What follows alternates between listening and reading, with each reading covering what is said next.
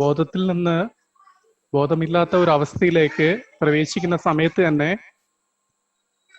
അബോധാവസ്ഥയിൽ ഒരു മനുഷ്യൻ എങ്ങനെയൊക്കെയാണ് ജീവിക്കേണ്ടത്, അവന്റെ ജേണി അവിടെ ലിഖിതമാവുകയാണല്ലോ. അതായത് അങ്ങനെ ഒരു പ്ലാനിങ് തീർച്ചയായിട്ടും ഉണ്ടല്ലോ.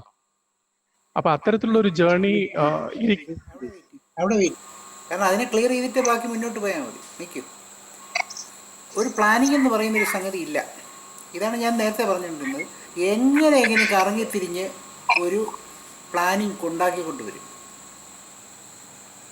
ഇതാണ് കൃഷ്ണമൂർത്തി വളരെ പാടുപെട്ടത്. കൃഷ്ണമൂർത്തി ഗോഡ് എന്നൊരു കൺസെപ്റ്റിനെ തന്നെ എടുത്ത് ദൂരെ എറിഞ്ഞിട്ട് ഉണ്ടായിരുന്നതിന് കാര്യം എന്ന് വെച്ചാൽ, you people are so much conditioned about God. God is sitting there and planning all this bloody nonsense. And you are giving that silly job to God. അതുകൊണ്ടാണ് അങ്ങനെ പറഞ്ഞുകൊണ്ടിരുന്നത്. ഒന്നാമതായിട്ട് മുമ്പോട്ട് വെച്ച അസംഷൻ എന്ന് പറയുന്നത്, ഒരു പ്ലാനിങ് ഒരാൾ ഒരു ബോധവാനായിരിക്കുന്ന വ്യക്തി അബോധവാനായിട്ട് പ്രവേശിക്കുമ്പോൾ ഒരു പ്ലാൻ ഉണ്ടല്ലോ എന്നാണ് ചോദിച്ചിരിക്കുന്നത്. ഞാൻ അതിനെ പറഞ്ഞത് കൊണ്ടുവരുന്നത്, ഒരു സെമിറ്റിക് ബോധത്തിൽ നിന്ന് വരുന്ന ഒരാളെ സംബന്ധിച്ചിടത്തോളം എപ്പോഴും ഒരു സൃഷ്ടാവിനെ സങ്കല്പിക്കുന്നത് സ്വാഭാവികമാണ്. അത് കുറ്റമൊന്നും പറഞ്ഞിട്ട് കാര്യമില്ല. കാരണം ചൊട്ടയിലെ ശീലം ചുടല വരെ എന്നുള്ളത് ഇത് മാറുമെന്ന് എനിക്ക് വിശ്വാസവുമില്ല കേട്ടോ. കാരണം അതുപോലും മാറ്റാൻ നമുക്ക് പാടാണെന്നർത്ഥം. കൃഷ്ണമൂർത്തി കണ്ടീഷനിങ്ങിനെ കുറിച്ച് പറയുന്നത് വളരെ പ്രസക്തമായ കാര്യമാണത്. അതുകൊണ്ടാണ് അത് ഈ റിലിജിയൻ എന്ന് പറയുന്നതിനെയൊക്കെ ഒളിച്ചു മടക്കാൻ നോക്കുന്നത്. അത് ആരായാലും ചെയ്തു പോകും. കാരണം സത്യത്തിൽ നിന്ന് വിരുദ്ധമായിരിക്കുന്ന പല കാര്യങ്ങളിലേക്കും ആവശ്യമില്ലാത്ത ബോധനം നിർബന്ധമായിട്ട് ചിലരെ കൊണ്ടുവരുന്നുണ്ട്. അതുകൊണ്ടാണത്. അപ്പോൾ അദ്ദേഹം പറഞ്ഞ കാര്യങ്ങൾ എന്ന് പറയുന്നത്, അബോധവാനായിരിക്കുന്ന ഒരാൾ ബോധവാനാകുമ്പോൾ ചില പ്ലാനിങ് എന്നാണ്. അവിടെ ഒന്നാമത്തെ തെറ്റെന്ന് പറയുന്നത്, പ്ലാനിങ് നമ്മളിപ്പോൾ പറഞ്ഞു, പ്ലാനിങ്ങിൻ്റെ ഒന്നും കാര്യമില്ല. അബോധവാനായിരിക്കുന്ന ഒരാളോ ആളുകളോ ഒന്നുമല്ല, മൊത്തത്തിലുള്ള പ്രപഞ്ചമേ അബോധമാണെന്നാണ് ഞാൻ ഈ പറഞ്ഞതിൻ്റെ വ്യക്തമായ അർത്ഥം. അത് മനസ്സിലാക്കിക്കൊള്ളുക. ബോധത്തിലിരിക്കുന്ന ആകപ്പാടെയുള്ളത് കോൺഷ്യസ്നസ് മാത്രമാണ്, ബോധം മാത്രമാണ്. ആ ബോധം സച്ചിദാനന്ദ സ്വരൂപമായിരിക്കുന്ന അസ്തിത്വത്തിലേക്ക് വരാൻ തീരുമാനിക്കുന്നത് തന്നെ അബോധമാണെന്നാണ് ഈ പറഞ്ഞതിൻ്റെ അർത്ഥം. അതൊരു പക്ഷേ ആരും പറഞ്ഞിട്ടുണ്ടായിരിക്കില്ല. എനിക്കറിഞ്ഞൂടാ ആരെങ്കിലും പറഞ്ഞിട്ടുണ്ടോ എന്ന്. എന്തായാലും ഞാൻ ഇന്ന് പറഞ്ഞു. നിങ്ങൾക്ക് വേണമെങ്കിൽ വിശ്വസിക്കാതിരിക്കാം, ആർക്കെങ്കിലും എടുത്തിട്ട് കീറാം, അതൊന്നും പ്രശ്നമൊന്നുമില്ല. എന്തായാലും സത്യം അന്വേഷിക്കണം, ഇതിലേക്ക് എത്തേണ്ടി വരും. അതുകൊണ്ടാണ് ബോധവാനായിരിക്കുന്നതിന് വേണ്ടിയുള്ള ശ്രമം നമ്മൾ നടത്തിക്കൊണ്ടിരിക്കുന്നത്. നമുക്ക് അബോധവാനാണെന്ന് നമുക്ക് ബോധ്യമുണ്ട്. ഞാൻ പറഞ്ഞില്ലേ, ബോധ്യപ്പെട്ടിരിക്കുന്ന അബോധവാനാണെന്നാണ്, അല്ലാതെ ബോധവാനാണെന്നല്ല. ഇതെല്ലാവരും പറയുന്നത് നിങ്ങൾ ബോധവാനാണെന്ന് പറയുമ്പോൾ നമുക്ക് തോന്നുന്നില്ലല്ലോ. നമുക്കതിൻ്റെ വിഭൂതികളൊന്നും, നമുക്ക് അതിൻ്റെ മാനിഫെസ്റ്റേഷൻസ് ഒന്നും അനുഭവിക്കാൻ സാധിക്കുന്നില്ലല്ലോ. പിന്നെ എങ്ങനെ നമുക്ക് ബോധവാനാണെന്ന് പറയാനൊക്കും? അപ്പോൾ അതുകൊണ്ട് ബോധവാനായിരിക്കുന്ന ബോധൻ എന്ന് പറയുന്നത്, ബോധവാൻ എന്ന് പറയാനില്ല. കാരണം ബോധവാൻ എന്ന് പറയുന്നത് ബോധത്തിൽ നിന്ന് സെപ്പറേറ്റ് ആയിട്ടുള്ളൊരു വാനാണ്, ഒരുത്തനാണ്. അങ്ങനെ ഒന്നുമില്ല. അതുകൊണ്ട് ബൈജുവിൻ്റെ ആ സ്റ്റേറ്റ്മെൻറ്റിനെ ഞാൻ ആദ്യമേ കറക്റ്റ് ചെയ്യുന്നത് എന്തെന്ന് വെച്ചാൽ, തെറ്റിൻ്റെ മുകളിൽ നമ്മൾ കെട്ടിയിട്ടിട്ട് കാര്യമില്ല. തെറ്റായ ഒരു ഫൗണ്ടേഷൻ്റെ മുകളിൽ നമ്മൾ കെട്ടിടം പണിഞ്ഞാൽ പൊളിഞ്ഞു വീഴും. അതുകൊണ്ട് അപ്പോഴേ കറക്റ്റ് ചെയ്തേക്കുള്ളൂ. ബോധവാൻ എന്ന് പറയുന്നൊരു വ്യക്തി അബോധവാനാകുകയല്ല. ബോധം അബോധപൂർണമായിരിക്കുന്ന ആനന്ദ നിർവൃത്തിക്ക് വേണ്ടിയുള്ള ക്രിയാരൂപത്തിലുള്ള പ്രപഞ്ചമായി മാറുന്നു എന്നാണ് ഞാൻ പറഞ്ഞത്. അപ്പം ഈ എക്സിസ്റ്റൻസിൽ, ഈ കാണുന്നതിൽ ബോധം മാത്രമേ ഉള്ളൂ കോൺഷ്യസ് ആയിട്ടുള്ളത്, ബോധപൂർവമായിട്ടുള്ളത്. പിന്നെ എന്താണ് അതിനകത്ത്? ആ ബോധം എത്തി നോക്കിക്കൊണ്ടിരിക്കുന്ന ബോധപ്രാപ്തിയിലെത്തിയ ആൾക്കാർ, ബുദ്ധന്മാർ, ആ ബോധത്തിൻ്റെ ശൂന്യത, ഒരു തരത്തിലുമുള്ള ആവേശികത ഇല്ലാത്ത ബോധമെന്ന് പറയുന്നത്, ബോധം അബോധവത്തായിരിക്കുന്ന ഒരു പ്രപഞ്ചമായി മാറുകയാണെന്നുള്ളതാണ് ആദ്യത്തെ സ്റ്റേറ്റ്. കാരണം അതുകൊണ്ടാണ് അതിന് ആനന്ദത്തിന് വേണ്ടിയുള്ള അന്വേഷണം മാത്രമേ ഉള്ളത്. ഇങ്ങനെ അന്വേഷിച്ചുകൊണ്ടിരിക്കും, കുട്ടിക്കാലം മുഴുവൻ ആനന്ദമായിട്ടിരിക്കുന്നു. പക്ഷെ കുറച്ച് കഴിയുമ്പോഴത്തേക്കും, അതിന് ഓർമ്മ വന്നു തുടങ്ങുമ്പോഴത്തേക്കും അതെല്ലാം മാറി അത് കുട്ടികൾ കളിപ്പാട്ടങ്ങളിൽ അന്വേഷിക്കും. കുറച്ച് കഴിഞ്ഞ് യുവാവാകുമ്പോഴത്തേക്കും യുവതികളിലും യുവാക്കളിലും അന്വേഷിക്കും. വൃദ്ധന്മാരാകുമ്പോൾ ചിന്തിച്ച് ആനന്ദം എന്തുണ്ടെന്ന് എന്തൊക്കെ ആനന്ദം അനുഭവിച്ചു എന്ന് ആലോചിച്ചുകൊണ്ടിരിക്കും. ഇങ്ങനെ ബാലസ്ഥാവത് ക്രീഡാസക്ത, തരുണസ്ഥാവത് തരുണീസക്ത, വിത്തസ്ഥാവത് ചിന്താസക്ത എന്ന് ശങ്കരാചാര്യ പറഞ്ഞിരിക്കുന്ന പോലെ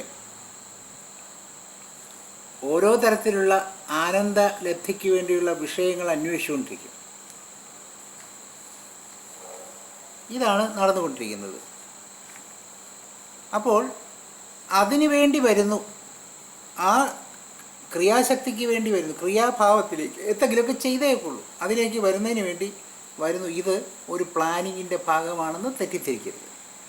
ആ പ്ലാൻ ചെയ്തു എന്ന് പറയുന്നത് മുളയിലേ നുള്ളിക്കളയ്ക്കുക. ഞാനത് വളരെ വ്യക്തമായി പറഞ്ഞതാണ്, ഈ കഴിഞ്ഞ ദിവസങ്ങൾ മുഴുവൻ നമ്മൾ സംസാരിച്ചപ്പോൾ പറഞ്ഞതാണ്. അങ്ങനെ അബോധാവസ്ഥയിലേക്ക് പോകാം എന്നുള്ളത് തന്നെ ഒരു കർമ്മമാണ്. നമ്മളിവിടെ പറഞ്ഞുകൊണ്ടിരുന്നല്ലോ, ഒരു ഇച്ഛാശക്തി. അബോധാവസ്ഥയിലേക്ക് പോകാമെന്ന് ബോധം തീരുമാനിക്കുന്നത് ഒരു കർമ്മമാണ്. That is A commitment. It is A commission of principle, commission of error, ഇതെല്ലാം കൂടെ ചേർന്ന് വന്നിരിക്കുക. അതിൻ്റെ സ്വതസിദ്ധമായിരിക്കുന്ന സ്വഭാവത്തെ വിട്ട് അത് അബോധാവസ്ഥയിലുള്ള ഒരു പ്രപഞ്ചമായി മാറാൻ തീരുമാനിക്കുന്നു. അതോടുകൂടി അവിടെ കർമ്മം ആരംഭിക്കുകയാണ്.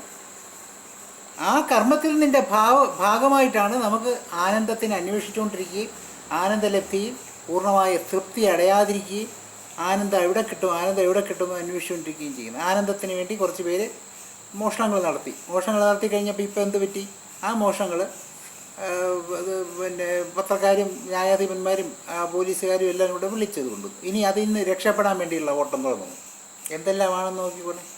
അവരെ അധികാരത്തിലുള്ളവരെ താഴെ ഇറക്കിയാൽ കൊള്ളാമെന്ന് പറഞ്ഞാൽ അടുത്ത ഗ്രൂപ്പ് അതിലൊരു ആനന്ദം, അതിനു വേണ്ടി ഓടും. ഇതെല്ലാം കണ്ടുകൊണ്ട് രണ്ടാടുകൾ കൂട്ടിയിടിക്കുമ്പോൾ രക്തം നക്കിയെടുക്കാൻ വേണ്ടി ഓടുന്ന കുറുനരിയെ പോലെ മാധ്യമങ്ങൾ ഒരു വശത്തോടെ. അപ്പോൾ അത്തരത്തിൽ ആനന്ദത്തിന് വേണ്ടിയുള്ള, സന്തോഷത്തിന് വേണ്ടിയുള്ള, സുഖത്തിന് വേണ്ടിയുള്ള ഒരു ക്രിയാബോധത്തിലാണ്. കാരണം നമ്മൾ അനുഭവിച്ച നൊസ്റ്റാൾജിയ, നമ്മൾ ആനന്ദം അനുഭവിച്ചിട്ടുണ്ട് എന്നറിയാവുന്നത് കൊണ്ട് അതിലേക്ക് തിരിച്ചു പോകണം എന്നുള്ളൊരു കൊതി നമുക്കുള്ളത് കൊണ്ടാണ് നമ്മളിങ്ങനെ അന്വേഷിച്ചുകൊണ്ടിരിക്കുന്നത്. അത് മനസ്സിലാവില്ല, ഇത് പറയുമ്പോൾ സത്യമാണെന്ന് തോന്നണേ ഇല്ല. അപ്പോൾ അതിന് പ്ലാനിങ് ഒന്നും വേണ്ട.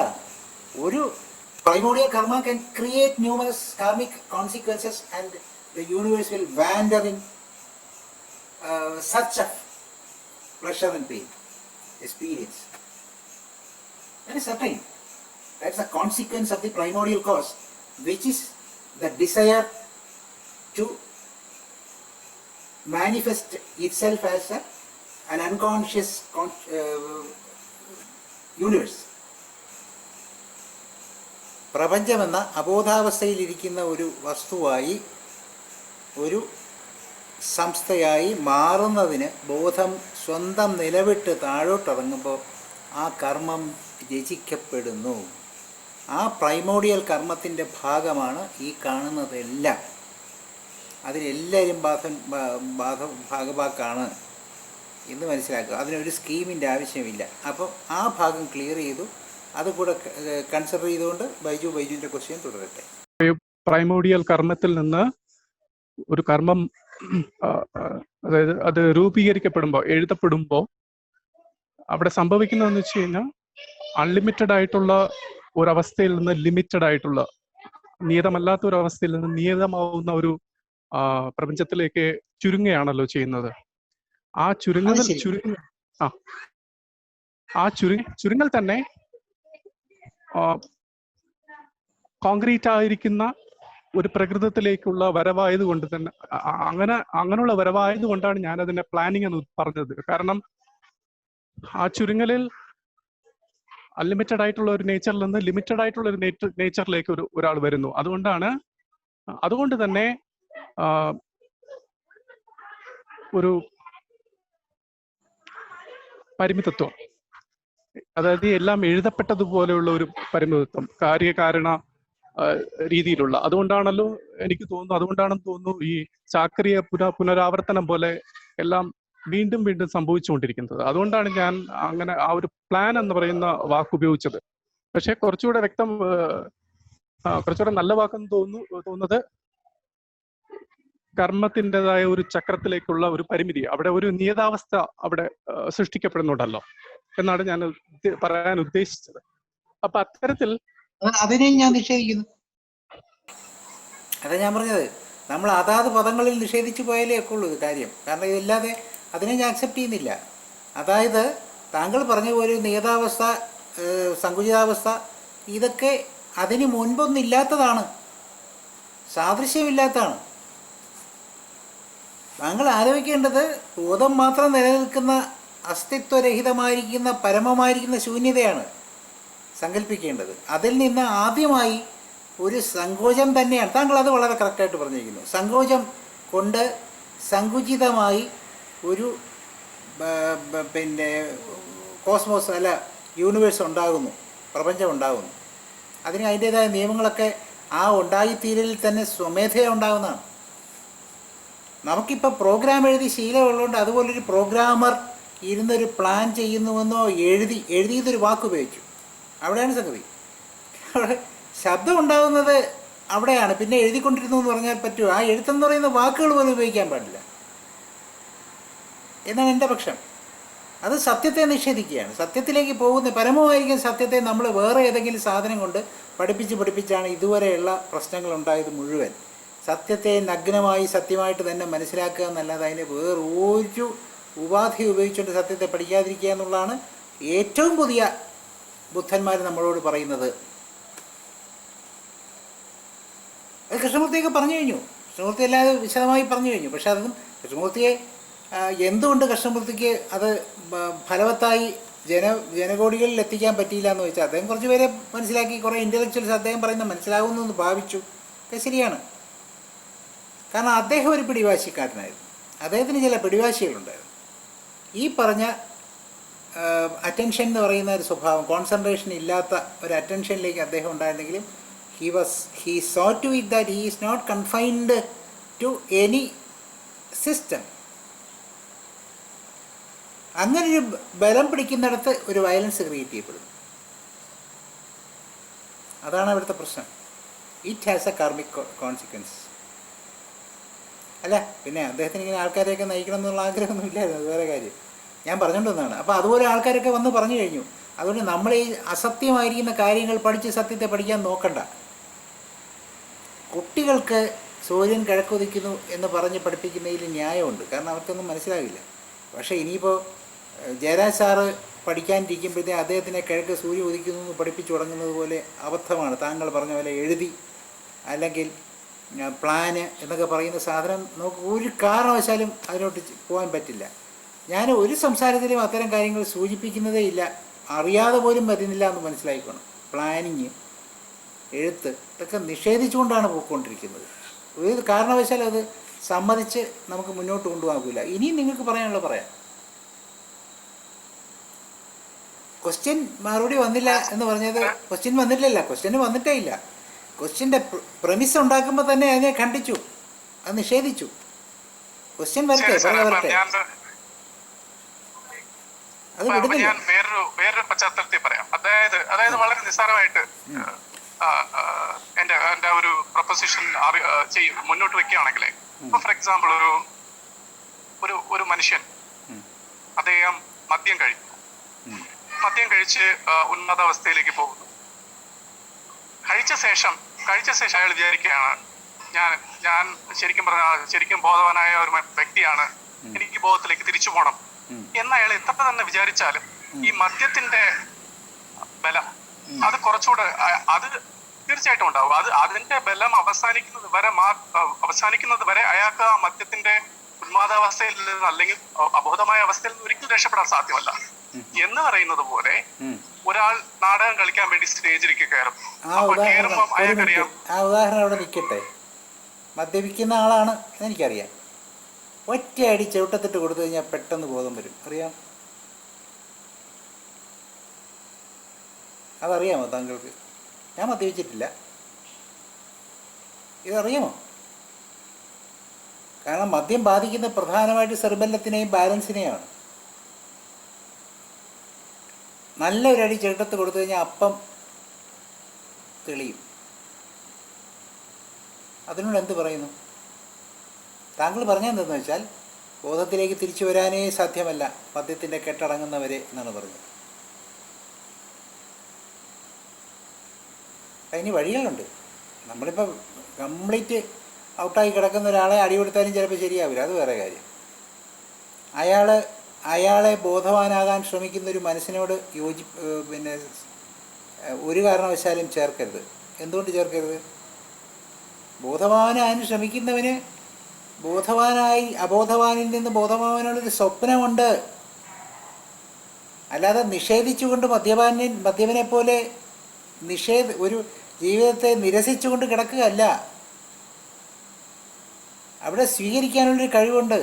അപ്പോൾ ആ അടി എന്ന് പറയുന്നതാണ് ഞാൻ നേരത്തെ പറഞ്ഞ ന്യൂട്രോൺ തൊടുത്ത് വിടുന്ന ന്യൂക്ലിയർ ഫിഷന് കാരണമാവുന്ന തൊടുത്തുവിടൽ, അതൊരടി. അതാണ്. പിന്നെ താങ്കൾക്ക് പിന്നെ ഉദാഹരണത്തിനെ ഉപയോഗിക്കാൻ പറ്റില്ല, അതും പോയിരിക്കുകയാണ്. അടുത്ത ഉദാഹരണം അതുകൾ.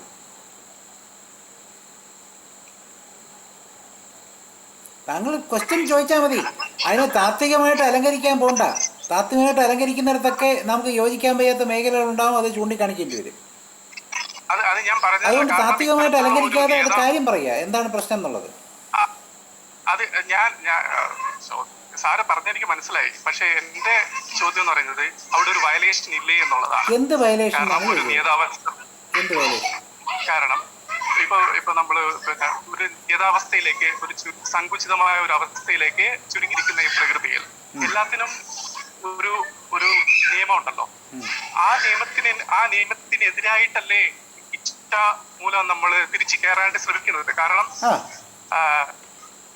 കാരണം വരുമ്പോ തന്നെ മീനിങ് പ്രപഞ്ചമായിട്ട് ആവുമ്പോൾ തന്നെ ആ സങ്കുചിതാവസ്ഥയിലൂടെ കർമ്മത്തിൻ്റെതായ ഒരു നിയതാവസ്ഥ, ഒരു എഴുതപ്പെടുന്നത് പോലെയുള്ള ഒരു സ്ക്രിപ്റ്റ് എന്ന് പറയാം. അത് രചിക്കപ്പെട്ടത് കൊണ്ട് തന്നെ തിരിച്ചു പോകാനുള്ള ഒരു ആ സ്ക്രിപ്റ്റിന് എഗൻസ്റ്റ്, ആ സ്ക്രിപ്റ്റിനെതിരായിട്ടുള്ള നമ്മുടെ ഒരു നീക്കമാണ്. അങ്ങനെയാണോ എന്നാണ് എൻ്റെ ചോദ്യം. എന്ത് സിമ്പിളായൊരു കാര്യമാണ് താങ്കൾ ആവശ്യമില്ലാത്ത തത്വങ്ങളെ വലിച്ചിളക്കി കൊണ്ടുവന്ന് ഇതില്ലാതാക്കി കളഞ്ഞത്. സിമ്പിളായിട്ട് ഇത്രയേ ഉള്ളൂ. പ്രപഞ്ചത്തിലെ ഈ ബ്രഹ്മവാദികൾ മായാന്ന് വിളിക്കുന്നതോ അല്ലെങ്കിൽ ഇല്യൂഷറി ആയിട്ടോ ഉള്ള ഒരു ലോകത്തേക്ക് വരുന്നവൻ എന്തിനാണ് ഇല്യൂഷൻ കളയുന്നതെന്നാണ് ചോദ്യം. ഇത് തന്നെയാണ് കഴിഞ്ഞ ദിവസങ്ങളിൽ ഞാൻ സിനിമാ തിയേറ്ററിൽ വന്നിരുന്ന് സിനിമ കാണാനല്ലേ നിങ്ങൾ വന്നതെന്ന് ചോദിച്ചത്. അതിൻ്റെ ആൻസർ പറഞ്ഞു കഴിഞ്ഞു. സിനിമാ തിയേറ്ററിൽ വരുന്നത് സിനിമ കാണാനാണ്. അല്ലാതെ സിനിമാ തിയേറ്ററിൽ സിനിമ ഓടുന്ന ഒരു പിന്നെ വെള്ളിത്തിരയുണ്ട്, ആ വെള്ളിത്തിരയാണ് സത്യം എന്ന് പറഞ്ഞ് നിങ്ങളെ ഒരു ബുദ്ധൻ എന്ന വേഷക്കാരൻ ക്ലാസ് എടുക്കാൻ വന്നാൽ നിങ്ങൾ പുച്ഛിച്ചയാളെ കല്ലെറിഞ്ഞ് ഓട്ടിക്കും. കാരണം നിങ്ങൾ പൈസ കൊടുത്ത് വന്നിരിക്കുന്നത് എന്തിനാണ്? സിനിമ കാണാൻ വേണ്ടിയാണ്. ആ സിനിമ ട്രാൻഷ്യൻ്റാണ്, നിത്യതയുള്ളതല്ല, മാറിക്കൊണ്ടിരിക്കുന്നത് തന്നെയാണ്. ആ മാറിക്കൊണ്ടിരിക്കുന്ന പിന്നെ സിനിമയെ കാണുന്നതിന് വേണ്ടി ആണ് നിങ്ങൾ ബുദ്ധിമുട്ടി വന്നിരിക്കുന്നത്. അതുപോലെ you have taken this form of universe in order to enjoy these universe. അത് സമ്മതിക്കുന്നു, അതിന് സംശയമേ ഇല്ല. അത് വളരെ വ്യക്തമായി കഴിഞ്ഞ കാര്യമാണ്. അതാണ് ഞാൻ പറഞ്ഞത്, നിങ്ങൾക്ക് കണ്ടിന്യൂറ്റി നഷ്ടപ്പെടുന്നു. ഈ പറഞ്ഞ കാര്യങ്ങൾ വീണ്ടും വീണ്ടും തിരിച്ചു പോയി കഴിഞ്ഞാൽ എന്ത് ചെയ്യാൻ പറ്റും?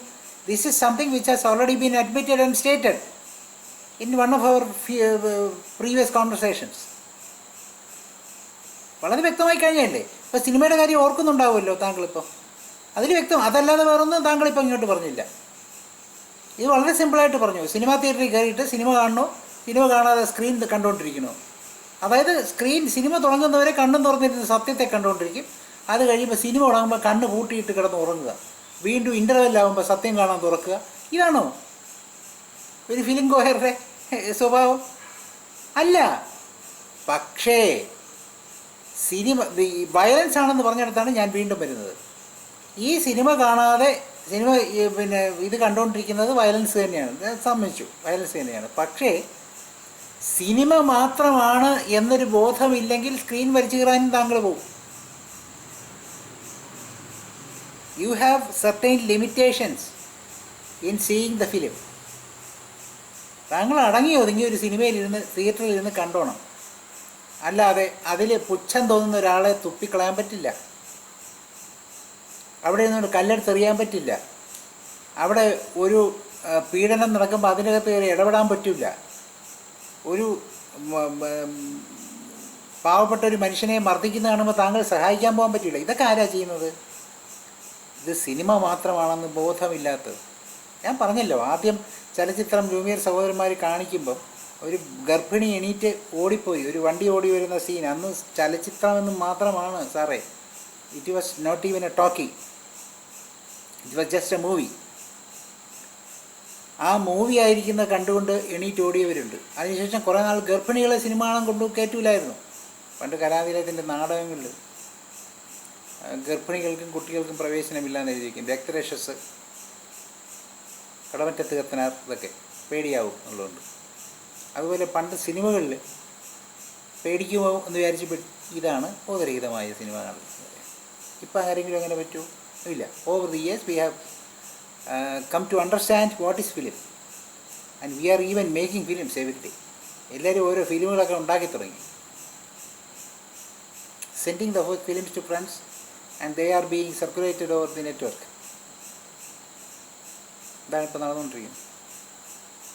So your question is seems to be cancelled. കാരണം അതിനകത്ത് വയലൻസ് ഉണ്ടെന്ന് പറയുന്നത് തോന്നലാണ്. കാരണം ആ പർപ്പസിന് വേണ്ടി തന്നെയാണ് ബോധവാനാകണം എന്ന് പറയുന്നത്. ബോധവാനായാൽ മാത്രമേ ഇത് ശരിയായ രീതിയിൽ അനുഭവിക്കാനൊക്കെ ഉള്ളൂ. അതിന് കൃഷ്ണമൂർത്തി ഒരു കാര്യം പറയുന്നുണ്ട്. കൃഷ്ണമൂർത്തി തന്നെ പറയുന്നുണ്ട്. ഇപ്പോൾ സാറവിടെ ഉള്ളതുകൊണ്ട് ഞാൻ കൃഷ്ണമൂർത്തി ആയിരിക്കുകയാണ്. ഇൻ ദാറ്റ് സ്റ്റേറ്റ്, അങ്ങനെ ടോട്ടൽ കോൺഷ്യസ്നെസ് എന്ന് പറയുന്ന ഒരു സ്റ്റേറ്റ്, ടോട്ടാലിറ്റി ഓഫ് കോൺഷ്യസ്നെസ് എന്ന് പറയുന്നിടത്ത് you may go through experiences and you may not be going through scars of experience. എക്സ്പീരിയൻസുകളിൽ കൂടെ കടന്നു പോകും, അനുഭവങ്ങളിൽ കൂടെ കടന്നു പോകും. പക്ഷെ അനുഭവങ്ങൾ മുറിപ്പാടുകളാവില്ല. അതാണ്. സിനിമ നിങ്ങൾ കണ്ടിട്ട് നിങ്ങൾ അവിടെ ഇരുന്ന് ഹാർട്ട് അറ്റാക്ക് വന്ന് ചാവില്ല. സിനിമയായിട്ട് കാണും. ഞാൻ പറഞ്ഞല്ലോ, കഴിഞ്ഞ ഏതോ ദിവസം കഥകളി, പൂതനാമോക്ഷത്തിലെ കഥകളിയിൽ ഒരു മനുഷ്യൻ കൈലി എടുത്തുകൊണ്ട്, അല്ലെ കാവ്യ മുണ്ട് കൊടുത്തുകൊണ്ട് സ്റ്റൂളും പാവയും കൊണ്ടുവന്ന് കഥകളി വേഷത്തിൻ്റെ ഇടയിൽ കൂടെ കൊടുത്ത് ബ്രേക്ക് ചെയ്യുന്നു, ഒരു എലിയേഷൻ ഉണ്ടാക്കുന്നു എന്നുള്ള കാര്യമൊക്കെ ഞാൻ പറഞ്ഞല്ലോ. താങ്കൾ അതിങ്ങനെ മറന്നുപോയത്? അതൊക്കെ എന്തിനായിരുന്നു എന്ന് വെച്ചാൽ, ഇത് സിനിമ മാത്രമാണ്, ഇത് കലാരൂപമാണ് എന്ന് ഓർമ്മിപ്പിക്കുന്നൊരു ധർമ്മമായിരുന്നു. അതുകൊണ്ടൊന്നും ആരും ഓർമ്മിച്ചില്ല, അതിൻ്റെ ആവശ്യമില്ലായിരുന്നു. അത്ര മുഴുകുന്നവരാരും ഇല്ലായിരുന്നു ഭാഗ്യത്തിന്. അപ്പോൾ താങ്കൾ പറഞ്ഞ ഈ വയലൻസ് എന്ന് പറയുന്നത് ബോധത്തിലേക്ക് പോകുന്നത് വയലൻസ് ആണെന്ന് തെറ്റിദ്ധരിക്കരുത്. പക്ഷേ പ്രകൃതിയുടെ ധർമ്മം എന്ന് പറയുന്നത്, പ്രകൃതിയുടെ ധർമ്മം, അത് ഞാൻ പണ്ട് തൊട്ടേ പറഞ്ഞുകൊണ്ടിരിക്കുന്ന കാര്യമാണ്. പ്രകൃതിയുടെ ധർമ്മം എന്ന് പറയുന്നത്, നിങ്ങളിത് മുഴുവൻ കണ്ട് കരഞ്ഞ് വിഷമിച്ച് എഴിച്ചു പോകാൻ നിവൃത്തിയില്ലാതെ വിഷമിച്ച് എഴിഞ്ഞിട്ട് തിരിച്ചു പോകുമ്പം ഇത് സിനിമയായിരുന്നല്ലോ എന്നുള്ള ബോധപ്രാപ്തിയിലെത്തുന്നത് തന്നെയാണ്. അതായത് നിങ്ങളുടെ ജീവിതം മുഴുവൻ പടിപ്പടിപ്പടിയായിട്ടുള്ള ബോധാവസ്ഥയിലേക്ക് എത്തുന്നതാണ് പ്രകൃതിയുടെ ഇഷ്ടം. ഇതാരും സംസാരിച്ച് കേട്ടിട്ടില്ല. എവല്യൂഷൻ, ഒരു ബയോളജിക്കൽ എവല്യൂഷനാണ് എൻലൈറ്റ്മെൻറ്റ്. എൻലൈറ്റ്മെൻറ്റ് ഒരു സാധനത്തിനെ നിഷേധിച്ച ആളാണ് യു ജി കൃഷ്ണമൂർത്തി. അപ്പം അദ്ദേഹം പറഞ്ഞു ബയോളജിക്കലായിട്ടൊരു ബോധത്തിലേക്ക് എത്തുകയാണ് എന്ന് പറഞ്ഞിട്ടുണ്ട്. ഞാനത് ബയോളജിക്കലാണെന്ന് മാത്രമല്ല പറയുന്നത്, it is a continuation of biological existences. You had been in the past, you are here and you will continue to be in the future, and you are going through the process and you will reach a state where you are one with the consciousness. ഇതാണ് പറഞ്ഞത്. അല്ലാതെ ആ violence എന്ന് പറയുന്നത്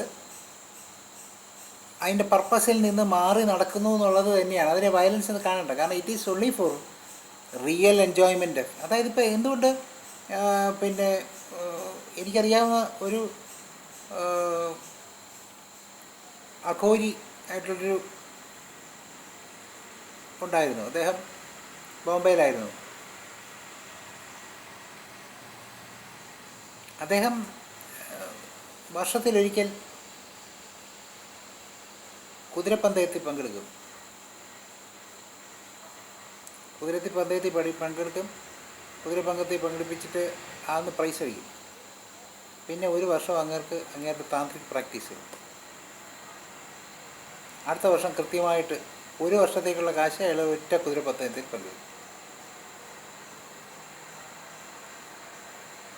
നിസ്സാരമായിട്ട് ജീവിതത്തെ അനുഭവിച്ചുകൊണ്ടിരിക്കുന്നു. ഈ enjoyment every moment, അതാണ് ബോധപ്രാപ്തൻ്റേതായ അവസ്ഥ.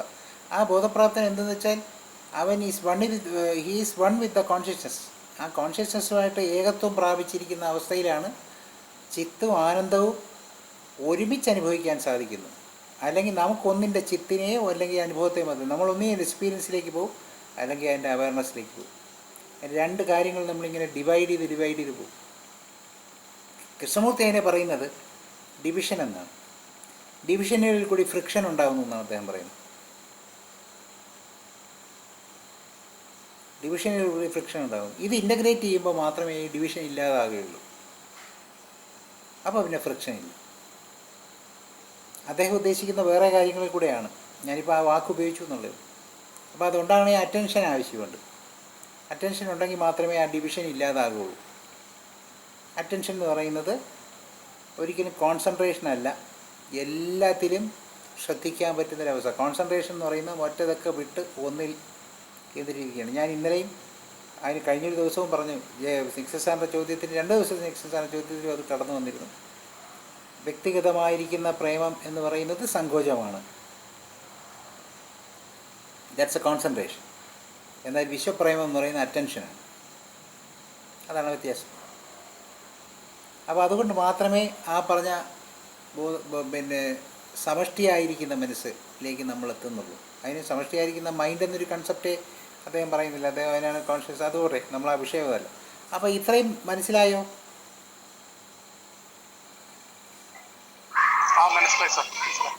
അപ്പോൾ വയലൻസിൻ്റെ കാര്യം തീർന്നല്ലോ.